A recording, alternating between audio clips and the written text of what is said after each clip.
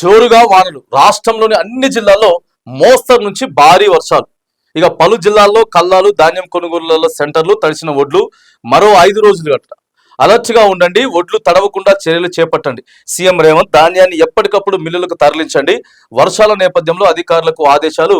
ఇప్పుడు అసలు ఈ చెడగొట్టే వానలు ఏం అవసరం? వానలు సరిగా పడుతున్నాయి. ప్రకృతి ఈ రివర్స్ అవడం అంటే ఇదే, విలయ తాండవం చేయడం అంటే ఇదే.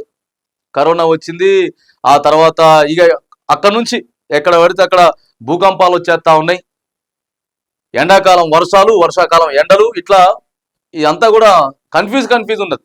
ఏదేమైనా కానీ రైతులు మాత్రానికి చాలా ఇబ్బందులు అవుతా ఉన్నారు. ఇక నల్గొండ జిల్లా తిరుమలగిరిలోని బర్లబందం బ్రిడ్జ్ పై నుంచి ప్రవహిస్తున్నటువంటి బురద వస్తూ ఉన్నది. మాక్సిమం అన్ని జిల్లాలలో ఎల్లో అలర్ట్ కూడా జారీ చేసిరు. మరొక 5 రోజులు కూడా వర్షాలు పడేటటువంటి అవకాశం అయితే అని చెప్తా ఉన్నారు. ప్రధానంగా రైతులు దయచేసి మీరు జాగ్రత్తలు అయితే తీసుకోండి.